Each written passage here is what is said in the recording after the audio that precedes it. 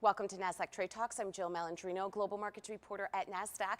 Joining us at the MarketSite studio in Times Square, New York City, we have Sallie Krawcheck, co-founder and CEO of Ellevest, to discuss the She-Conomy and how this summer has shown the power that women have. It is great to have you with us, Sallie. Welcome to TradeTalks. Jill, thanks for having me. Barbie, Beyonce, Taylor Swift, and they're bringing in billions. Swift, billions. What do you think is driving this year? Go women, go women. Women showed up this summer. We had fun. It's been several years of not a lot of fun. Women showed up, they bought the beads, they bought the outfits, they spent the money, and they kept, arguably kept the United States out of recession.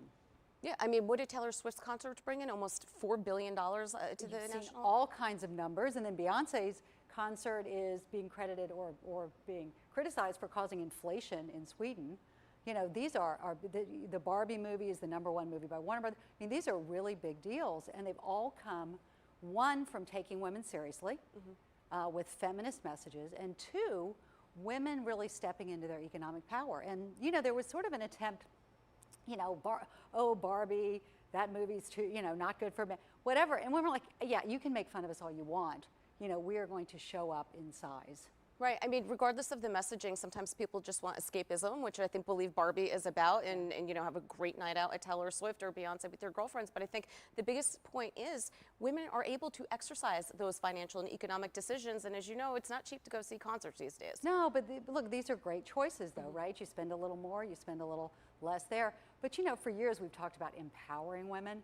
And we at Ellevest, which is an investing and wealth management platform for women, have always said women don't need to be empowered. At some point, we're going to recognize our power and step into it. We are 51% of the workforce.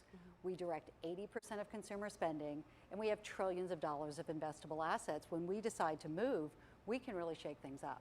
Let's talk about Ellevest for a moment here and what the singular mission is, because you come from a pretty deep traditional finance background. I do. Pretty deep in lots of years, but recognized some years ago that women don't invest as much as men do, which means that for all we talk about the gender pay gap, the gender wealth gap is worse. Women only have 30 cents to a white man's dollar and been going backwards. I mean, it's still a lot of money, but relative to men, it's not as much.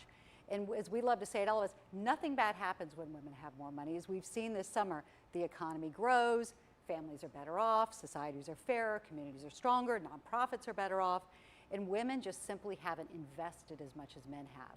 And one hypothesis is it's their fault, they're risk averse. Ours is no one built something for them, that the industry is quite male, and understandably they built a business for themselves. We're really the first to center women in building the business. So what types of solutions are you providing at Ellevest? We help her invest from her first dollar through to multiple tens of millions with different offerings throughout. We have a digital offering, we have a private wealth offering. We do things like we are the only digital offering that takes into account gender. Does that matter? Shouldn't money be gender neutral? No, because women earn less, take more career breaks, and live longer. So you have to take gender into account.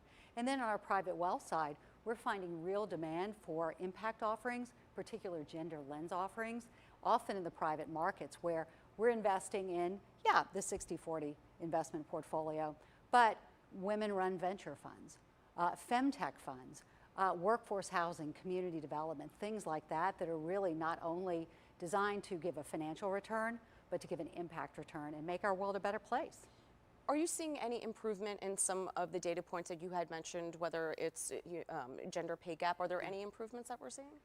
You know, we sit here, it's 10 years since Lean In, and the pay gap hasn't moved.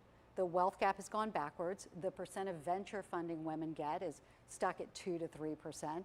Not a lot of that stuff has moved. That's why we do what we do at Ellevest, because you know what worked? Over the past 10 years, investing. And if you put $1 in the Nasdaq, you put $1 in the S&P 500, you had multiple dollars. And that's been the case over most 10-year periods. It's been rare that you've invested for a 10-year period and you haven't gotten a positive return. It can happen for sure. The future, the past is no indication of the future. But you get a woman money, it takes away that stress in her life. She feels powerful and she is able to do good things. So a lot of those numbers haven't moved, but if we can get her more wealth, those numbers will move. That's a great point that you make, because sometimes, there's that saying, money isn't everything. Well, you know what? It makes things a lot easier. You know, the other one is money doesn't buy happiness, and I beg to differ because it absolutely does. And you know what else it buys? It buys the ability to leave an abusive relationship. It buys the ability to leave a cruddy job. It buys the ability to start your dream business. It buys the ability to buy your home. It buys a lot. And if you're not happy after you've done all that, then it's your problem, not money's. Are there enough educational resources or business training resources for women out there? Of course not. You know, this should be starting in middle school. We should have financial education there. But that being said, one of the messages society gives to women, my friend Reshma Zerjani, boys are taught to be brave, girls are taught to be perfect.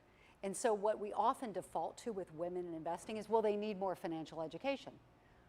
Yeah, everybody does, but that shouldn't be a hurdle. Men will invest if they don't understand what a basis point is, or a managed account is, or, you know, a large cap value. Women, we've been socialized such that we're like, whoa, those seem really important. Let me figure it out. And so what we're trying to do at Ellevest is build a company she trusts. We get rid of the jargon, but you don't have to know every last thing, because we'll give you a diversified investment portfolio that targets getting your goal, not simply just making money, but buying that home or starting that business. Are there any differences with the way women invest across demographics? How do they think in terms of Gen Z, Gen X, boomers? Yeah, it's a great question. And you're seeing younger women really looking for more positive impact. Now, across the generations, they're all worried about climate change and the effect they're going to have. But you've got more mature women, the Gen X and the baby boomers, a little more worried about inflation and recession. And the younger women, not surprisingly, more concerned about childcare cost and the rollback of reproductive rights, which they fully see as not just a societal issue and a personal issue, but an economic and financial issue.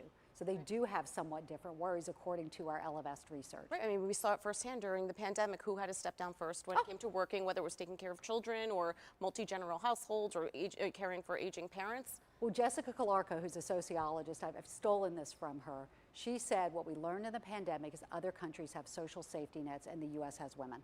Now, the good news now, not that we have a social safety net, we were one older gentleman, white gentleman's vote in Congress away from paid parental leave, which is really extraordinary.